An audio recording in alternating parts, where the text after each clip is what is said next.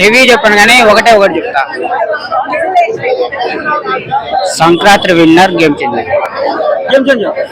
Sankranti winner game changer అంటారు మీరు ఎందుకు? ఎందుకు అంతే. సో డాకు మహారాజు ఈ సంక్రాంతి వస్తుందంటే దానికంటే బాగుంది అంటున్నారు. మూడు సినిమాలు బాగున్నాయి కానీ సంక్రాంతి విన్నర్ మాత్రం గేమ్ చేంజర్. జీవితాంతం మొగడు అనేవాడు గతం గురించి పెళ్ళని చెప్తే జీవితాంతం గొడవ పడుతుంది అనేది ఒక మెసేజ్ ఇచ్చిండు.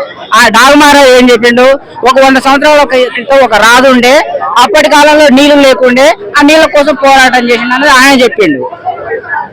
గేమ్ చేంజర్ ఏం చెప్పిండు, ఒక కలెక్టర్ అంటే ఏంటి, ఐఏఎస్ అంటే ఏంటిది, ఐపీఎస్ అంటే ఏంటిది, ఎన్నికలు అంటే ఏంటిది, కథ కార్ఖాన మొత్తం ఒక చరిత్రలో నిలిచిపోయే సినిమా గేమ్ చేంజర్. అందు గురించే నా వ్యక్తిగతంగా చెప్తున్నా, నా డబ్బులు పెట్టుకొని నేను పోయిన సినిమా కాబట్టి నా వ్యక్తిగతంగా నేను చూడమని చెప్తలేను, వద్దనట్లేను.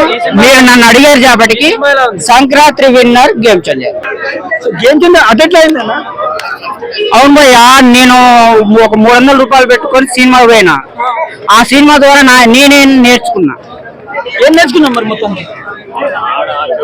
కార్పొరేషన్ ఎన్నికలు వస్తాయి, సర్పంచ్ ఎన్నికలు వస్తాయి, ఎంపీటీసీ ఎన్నికలు వస్తాయి, ఎమ్మెల్యే ఎన్నికలు వస్తాయి, ఎమ్మెల్సీ ఎన్నికలు వస్తాయి. ఆ సినిమా చూడమని ఎన్నికలు వచ్చినప్పుడల్లా గేమ్ చేంజర్ ఉపయోగపడుతుంది.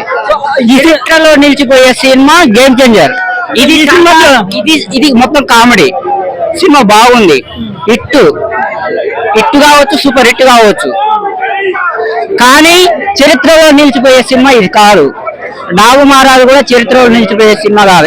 ఈయన ఏం చెప్పిండు, 300 పెట్టి సినిమా పోతే సరదాగా ఒక అతను ఉంటాడు, పెళ్లికి ముందు ప్రేమిస్తాడు, పెళ్లి అయిన తర్వాత భార్య తెలిస్తే వాళ్ళిద్దరు ఎట్లా గొడవ పడుతుంది అని చెప్పిండు.